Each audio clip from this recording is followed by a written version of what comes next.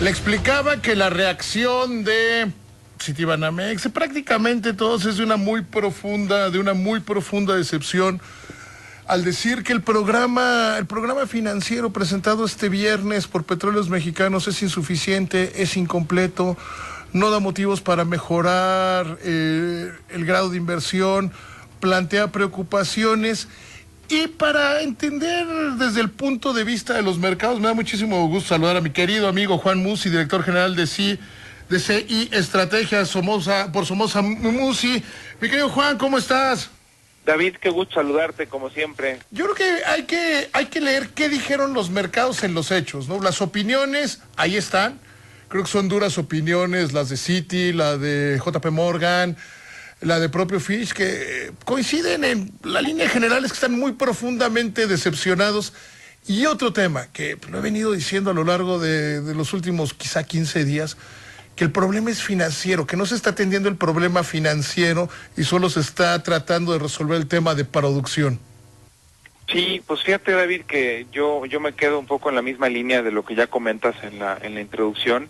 Creo que este plan para inyectar 107 mil millones de pesos, ¿no?, o su equivalente en dólares, pues mira, de alguna forma aligeran la carga financiera, ¿no?, de la empresa.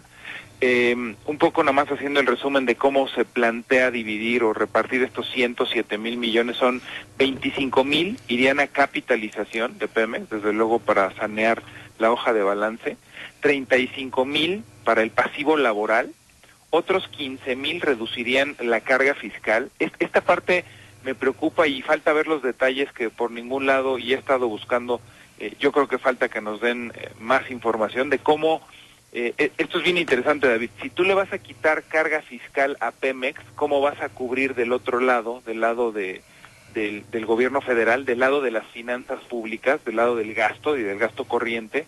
¿Cómo vas a cubrir esta carga fiscal que le quitas a Pemex, no? Y otros 32 mil, por último, supuestamente corresponderían a la lucha contra el huachicol, o sea, el diferencial que puedes ganar por el combate al robo de combustible, ¿no? Inicialmente el mercado lo tomó como una buena noticia, pero conforme se fueron pronunciando calificadoras, conforme se fueron pronunciando incluso algunas empresas extranjeras, algunas corredurías de mucho prestigio, pues en todas se encuentra una gran decepción, David, y el adjetivo insuficiente. Entonces, pues mira, yo me sentí igual. Al principio dije, bueno, por lo menos el gobierno federal está escuchando después del jalón de orejas que nos dieron el 29 de enero, que en principio recordarás, era descalificar a las calificadoras, les llamaron irresponsables, que cómo se atrevían después de una pésima gestión durante la crisis. Pero ahí te interrumpo, querido Juan, lo que pasa es que ha sido un error grave del gobierno. Si a alguien se les cruza en sus planes, lo descalifican.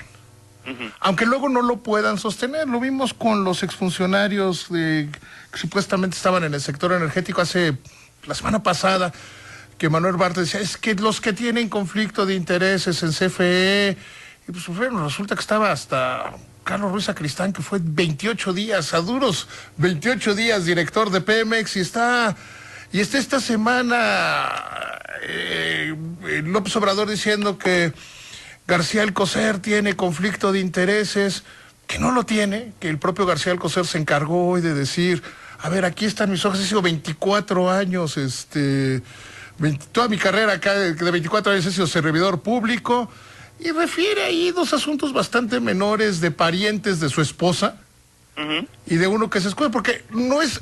El problema cuando hay un conflicto de intereses es no transparentarlo y no tomar las acciones.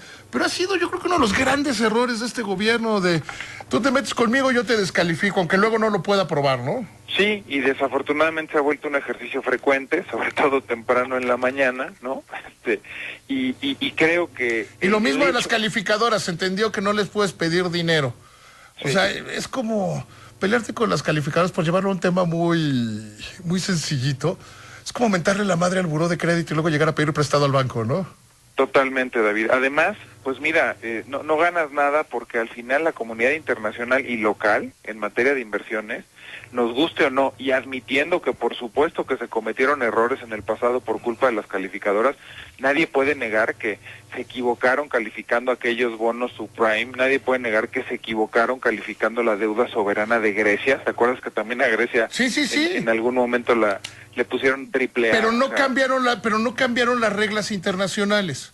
Así es. Hoy sigue siendo.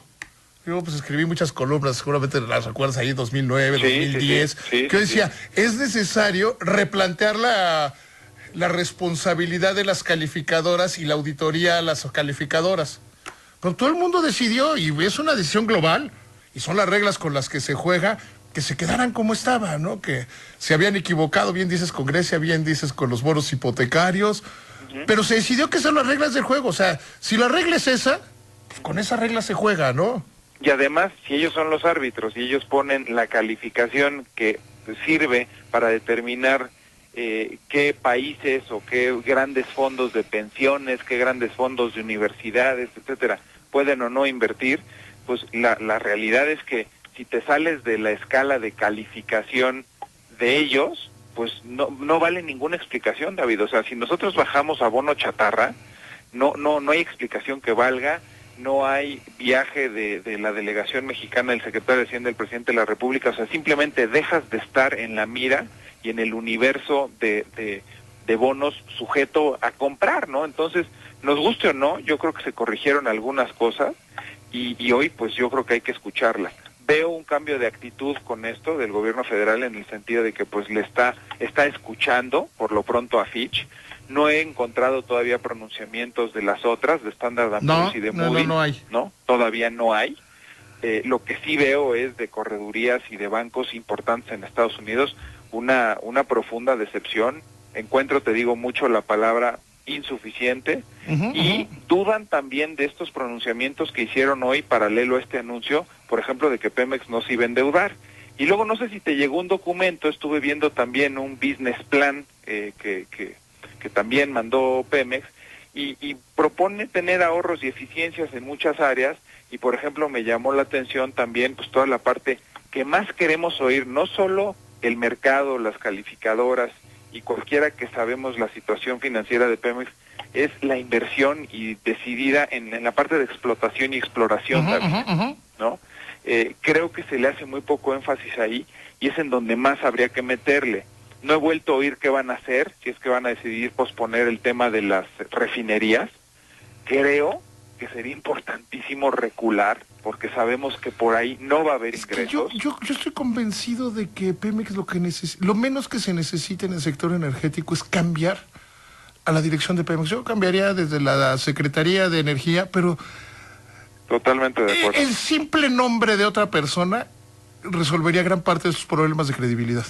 Por lo menos, pues gente de toda la vida del sector, gente con toda la experiencia, con el currículum. O gente conocida. A ver, si yo te dijera, oye, mandan a Alfonso Romo, director de Pemex, arreglaría la mitad de la atención, ¿estás de acuerdo? Nada más el nombramiento. Sí. O sea, nada más, él sí le entiende a los mercados, él sí sabe. Por lo menos sí, porque es un agente de mercados, es un agente que entiende la importancia de mantener la credibilidad, de proyectar confianza, de sanear a la empresa, un poco haciendo el símil de lo que en su momento se hizo con el IMSS, en el caso de Pepe Toño, que no era un hombre que tuviera experiencia propiamente en el sector salud, pero fue un gran financiero que le dio la vuelta. Pero el problema aquí, Juan, es que yo sí creo que, como dice JP Morgan, que parecería que el gobierno no está entendiendo cuál es el problema. Que no se está entendiendo, y es algo que estoy convencido. Yo creo que cuando tienes un problema de deuda tan grande, por las razones que sea, tienes un problema de deuda tan grande, tienes que enfocar al problema. No puedes decir, no, es que como vamos a trabajar más, luego ya vamos a tener dinero. Sí, pero vencen 6,600 millones de dólares este año, 28,000 millones en los primeros 3 años del sexenio. Los tienes que pagar, los tienes que refinanciar. Y eso te lleva a que vas a tener que salir a pedir dinero prestado. Pues sí, al final de cuentas van a necesitar, me parece que hay unas necesidades relativamente en el corto plazo de 6,000 millones de dólares que tienen que salir a refinanciar este año, ¿no? que contradice un poco el hecho de decir no vamos a emitir más deuda. Y pues también va a ser muy interesante ver cuál va a ser el precio de esa deuda. Ahora, desde el punto de vista de mercados, David, este anuncio hoy pues sí produjo algún tipo de efecto positivo, independientemente de la opinión, que esa es otra, ¿no? De la que ya te comenté algo de lo que dijo Fitch y algunos bancos en Estados Unidos. En el mercado los precios pues sí se estabilizaron, o sea, te digo, en principio sí fue bien vista la medida. Creo que conforme pase el tiempo y conforme nos vayan dando más detalles, quizás veamos que el impacto en el precio va a volver a ser negativo. Me da esa impresión porque ante el anuncio fuimos es decir, celebramos el anuncio, pero cuando empezamos a ver los detalles, y los detalles cada vez nos los empezamos a cuestionar más, creo que eso lo podemos empezar a resentir en el precio la semana entrante. Creo que eso es lo que va a ocurrir. Y en el tema de las finanzas públicas, porque tú mencionaste que sí, 15,000 millones de carga fiscal, pero también hay un Pemex Proa. O sea, el decir vamos a monetizar 35,000 millones de pasivos laborales, es decir, deuda que hoy se registra en Pemex se va a registrar en las finanzas públicas y va a tener cargo al presupuesto del año. Así es de sencillo. Entonces va a tener un impacto sobre... Es muy trillado, pero es que es cercano decir sobre la cobija. Hoy le estás quitando 50,000 millones de pesos a la cobija del presupuesto. Sí, y vuelvo a la misma pregunta que te hacía también en el caso de la reducción de la carga fiscal. 15,000 millones de pesos le van a reducir de carga fiscal. Entonces, del otro lado, en el otro bolsillo, que es el del gobierno federal, el de las finanzas públicas, ¿de dónde vas a cubrir esos 15,000? Porque además yo no he oído más que ampliación y más dádivas y más... se destinan cada vez más recursos a programas asistencialistas y sociales, y cada vez reducimos más el gasto y inversión, y no veo pues de dónde se va a cubrir todo esto cuando pues del otro lado simplemente a todos se dice que sí.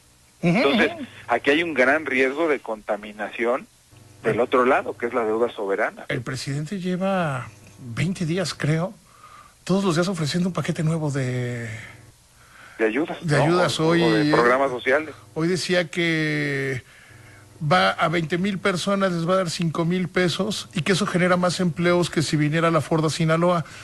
No necesariamente, porque los empleos promedios en la industria automotriz son mucho más altos de 5,000 pesos.